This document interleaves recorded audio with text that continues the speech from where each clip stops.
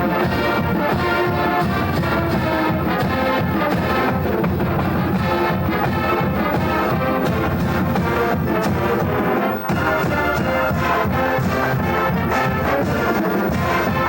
everyone, and welcome to the Hive-Bee in the Know, stories about Medina City Schools.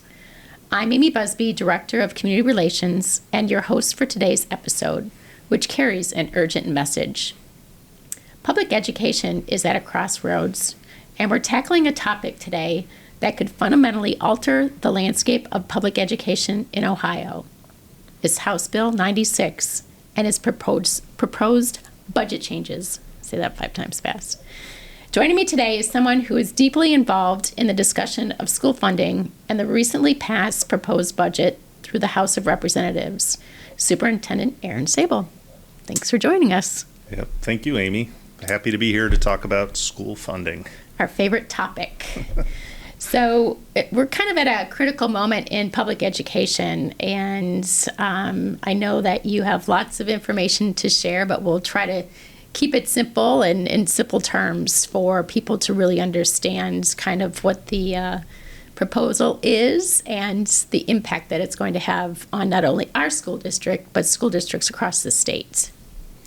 Yeah, there's been quite a magnitude of recommended changes to how schools are funded in Ohio coming out of the House. We once had a funding formula in place, which Governor DeWine had recommended still keeping in place, though not fully funding, which would have meant a $1.5 million reduction for Medina City Schools. In going through the House, though, the House recently voted and approved to remove the funding formula altogether. So there is no consistent measure for funding schools in Ohio. But reducing the amount of carryover that districts are permitted to have. The funding plan that's being proposed and was recently passed in the House is really devastating for public school districts across Ohio. And the reason why is because the funding plan that is being proposed places a 30% cap on the amount of carryover or savings money that districts are allowed to have from one year to the next. The reason why this is so devastating to districts is because we rely, especially here in Medina, because we're considered a wealthy district, on our local levies and the vote of our local community in order to provide us with funding that meets the needs, wants, and expectations of our community and our schools for our kids.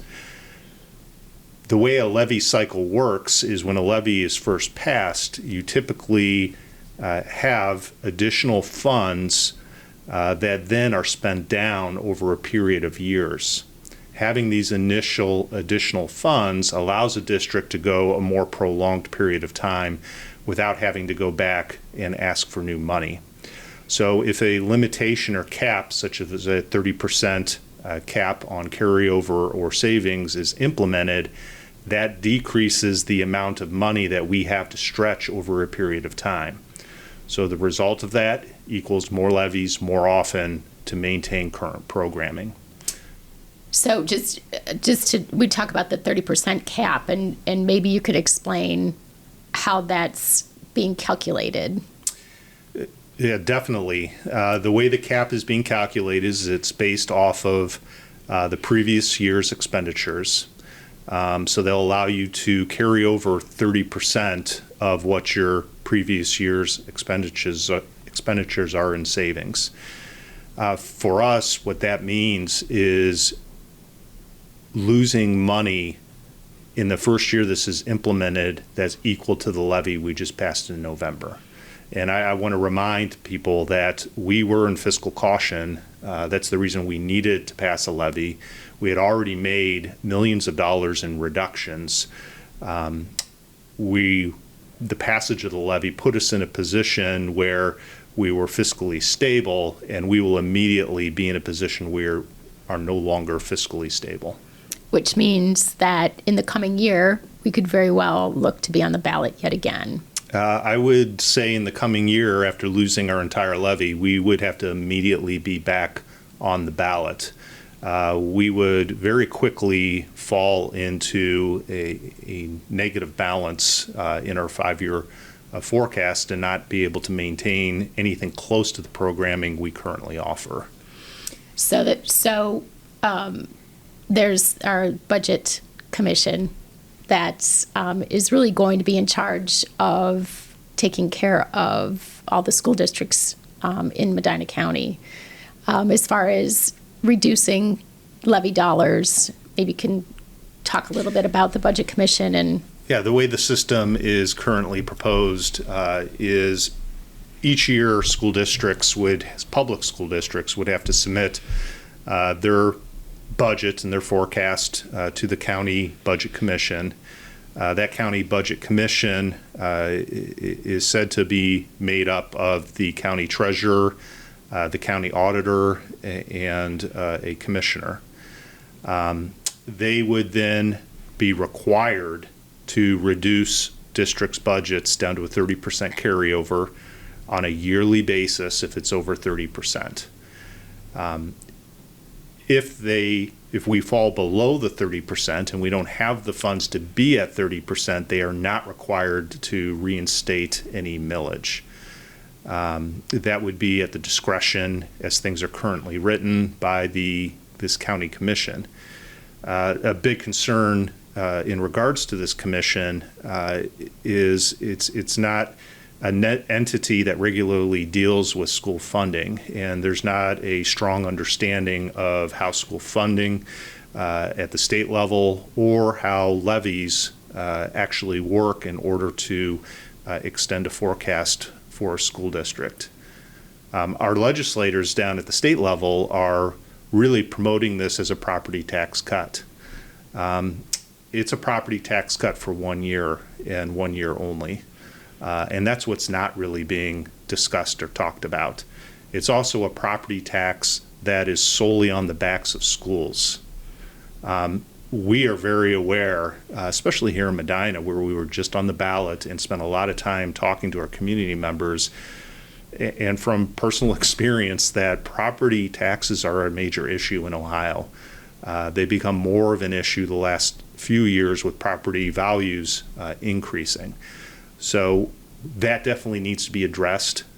This is not an appropriate way to address that, not by putting all of that ownership on the backs of schools, which ultimately impacts students, which also, as schools can't afford to provide the same kind of programming, has an overall impact on the economics and quality of a community overall.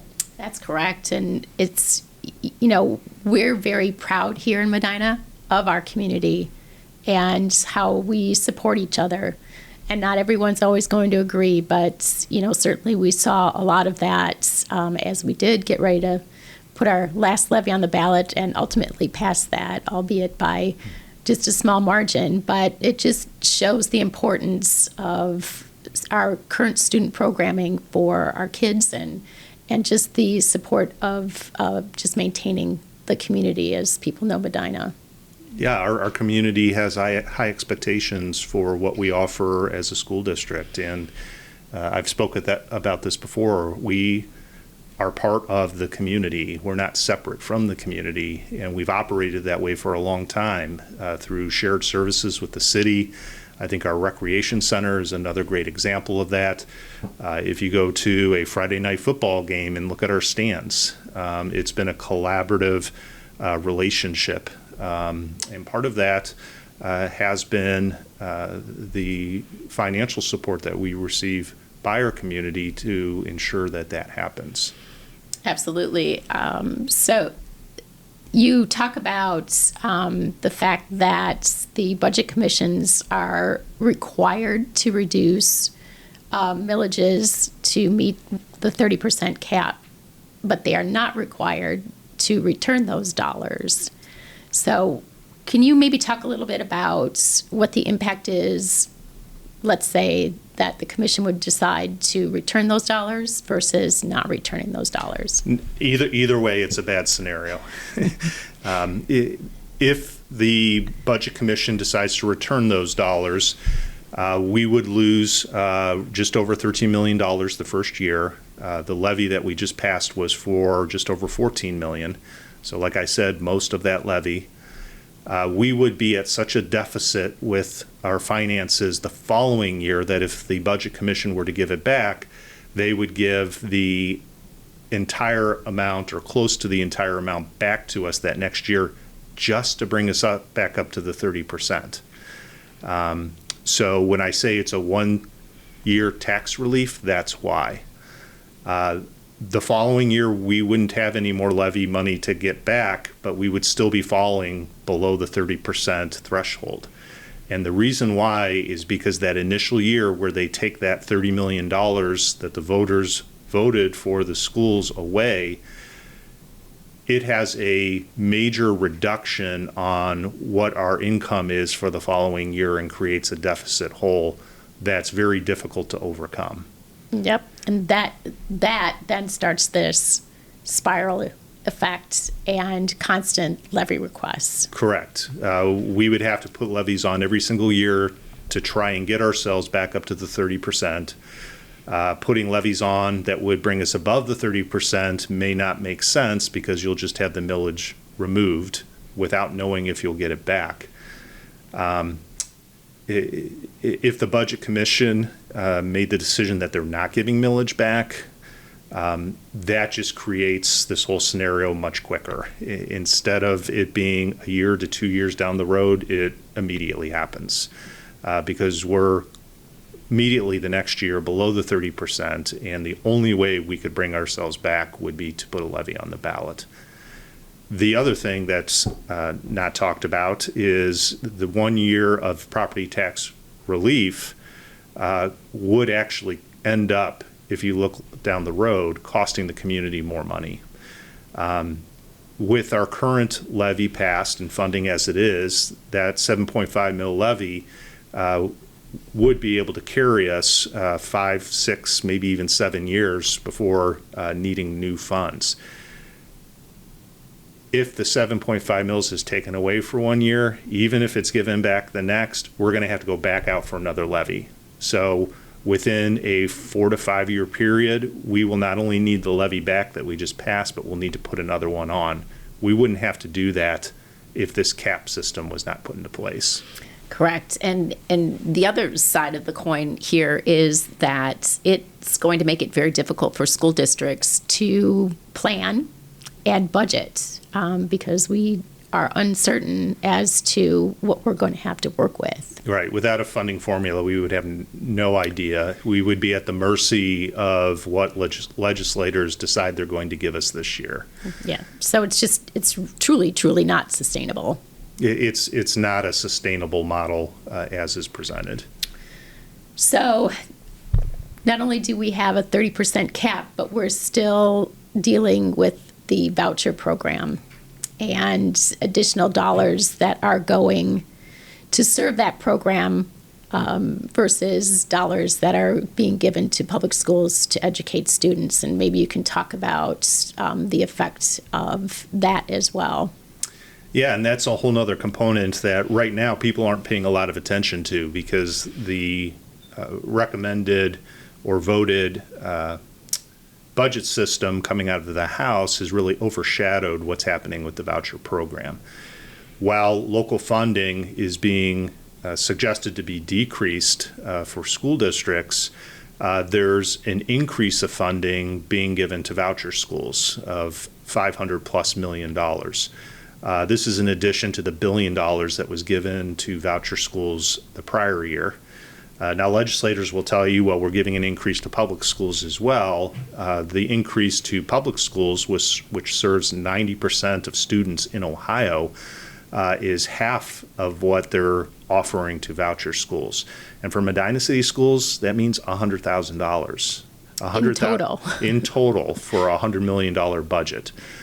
So it's really, obviously we want every cent we can get, but it's an inconsequential amount in terms of being able to operate the district. Yeah, it's just, it's unfortunate. And the entire proposal really is not something that's going to serve our students in the long run.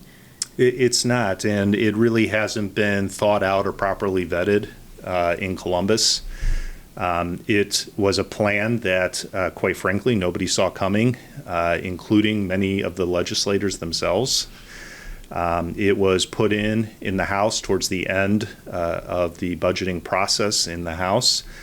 And typically, especially with a change this large and drastic, it would be a standalone bill where there would be opportunities for committees to review the bill and have a much more in-depth study of does this work and what kind of impact does it have across the state. And that just hasn't occurred. Yeah, and the other thing it takes away is local voice. It does. It completely takes away local control. So you have a community like Medina or any school district community across the state. Our community made the decision to pass a levy in November. They saw what was happening and had it with our district in terms of reducing programming that we're in the process of reducing. They were presented with an option in terms of what do you want your schools to look like. And our community wanted more for our schools and our students. And now the state is saying, we don't care if you want that. We're taking that money that you voted in away, whether you want us to or not. Yeah, and ultimately, that's if we can't overcome those losses, it's ultimately going to be a change in programming and what's available for our students, up to and maybe including going down to state minimums. Yeah, I anticipate that we would be headed directly to state minimums. As supportive as our community is of our schools, just having a realistic mindset and going out and asking the community on an annual basis to support levies for the district, I think would be quite a challenge for many of our families, especially when it's not as cost effective for households to pass a yearly levy as opposed to have one long-standing levy like we currently have. And we would have no choice but to make reductions. And the spiraling effect in that is once you make reductions, you reduce your expenditures, it reduces the 30% cap, and you quickly just start getting lower and lower and lower in terms of your funds, your funding, and the programs that you can offer. So state minimums, you're talking the elimination of athletics or it having to be self-supported, which means high parent fees. You're talking about the elimination of anything that's not required by the state, art and music programs, AP offerings, gifted services, many of the things that we talked about during the levy campaign, only even more extreme. Correct.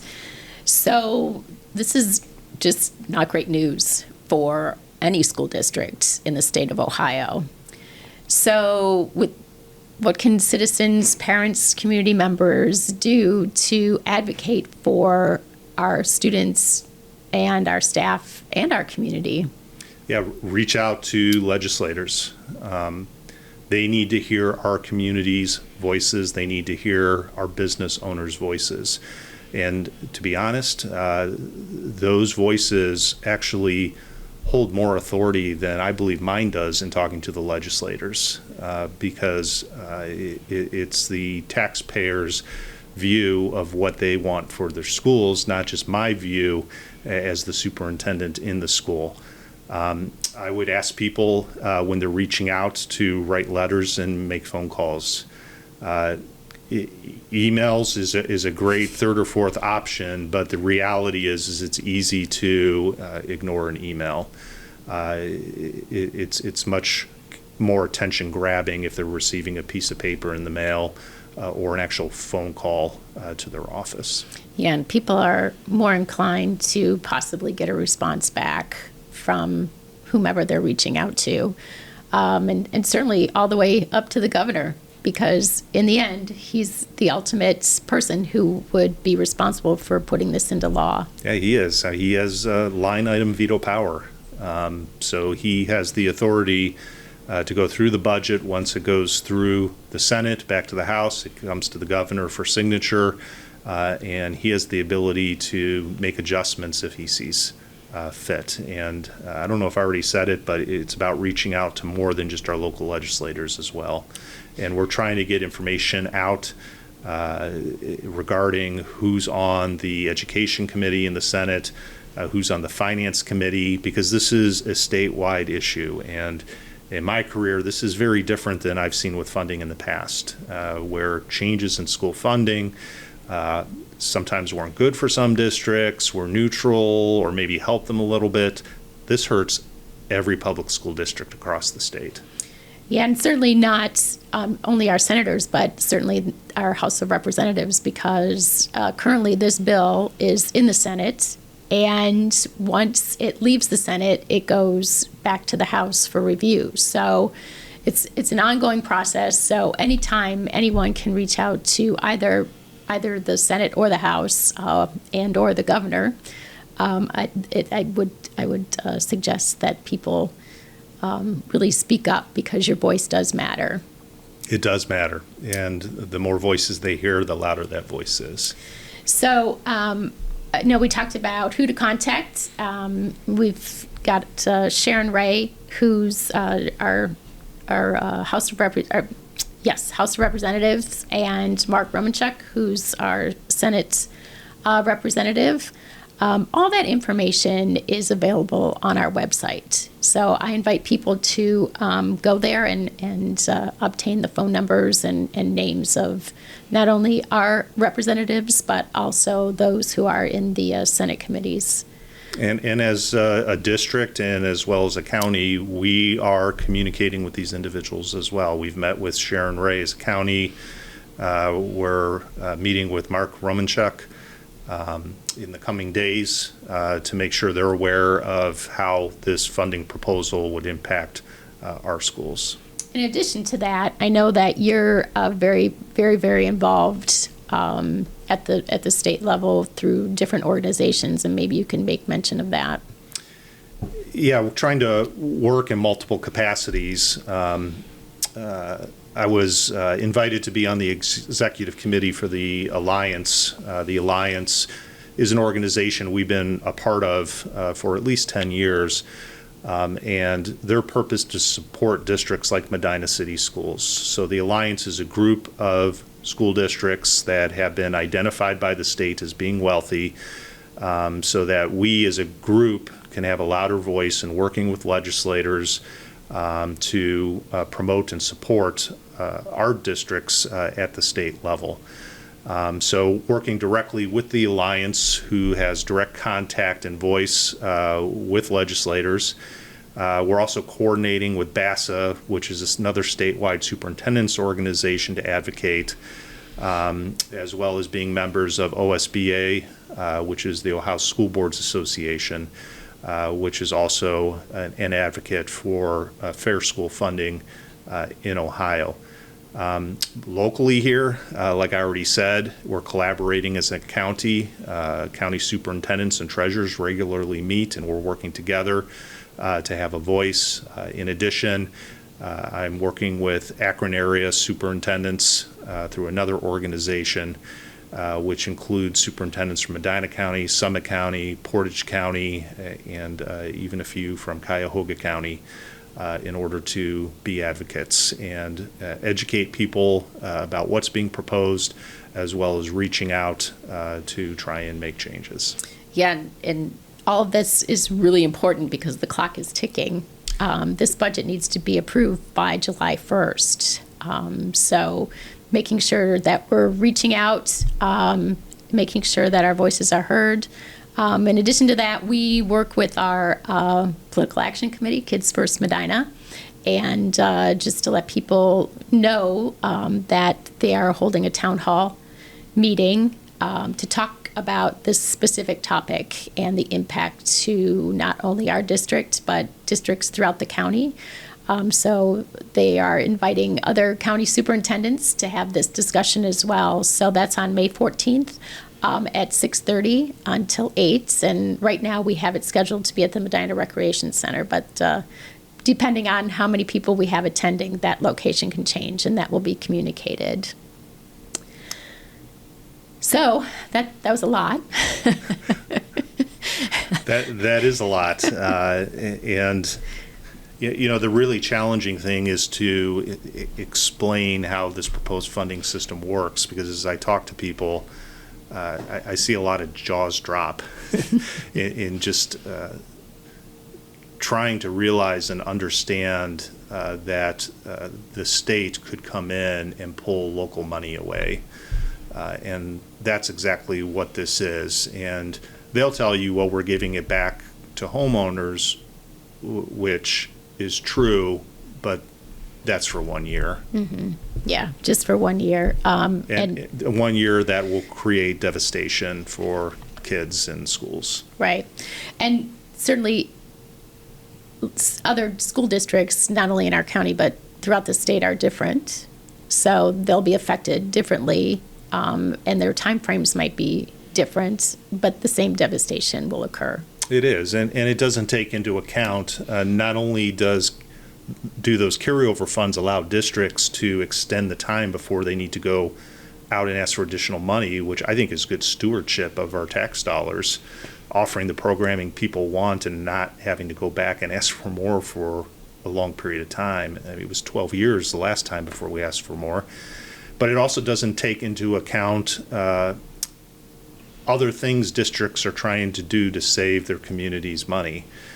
For us, we don't have a large carryover. We have more than 30%, or we wouldn't be able to go out 6-7 years.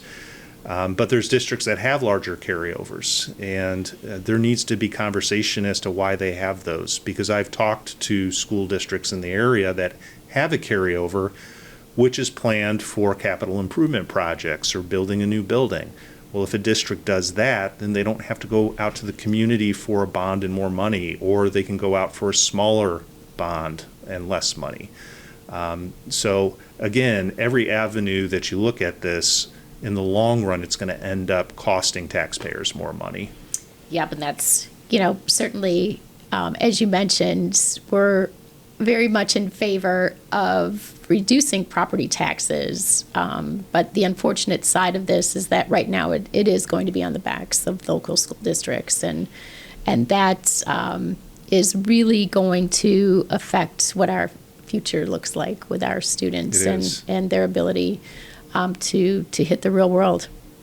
Yep, I agree. I'd like to have more of a focus on some of the opportunities that are out there to address property taxes, such as expansion of the homestead exemption. Mm-hmm. I think is a good example. Yep. I think we can be more creative as a state on addressing the property tax issue while not hurting students in the process. Right, and that in and of itself is a more collaborative approach than what they're looking at today. Oh, absolutely. All right, well, I encourage listeners to act, reach out, and we all need to work together to protect our schools, our children, and our future. So I think that's it, unless you have something else that you think we're missing, but that's just a lot of information for people to take in. And certainly, if people are listening to this and have questions, certainly encourage them to reach out to you or their particular school districts. So. Yep, I'd be very open to having conversations and answering questions and make sure people have a good understanding. I think another thing to know is that as this goes through the Senate, it may change even more. By the time somebody listens to this podcast, there could be a change for the better or for the worse. Right. With this proposal. So we'll constantly be working on getting information and updates out. And we need to be Medina strong more now than ever in support of our community, the decisions that our community has made, and ultimately our kids. Right.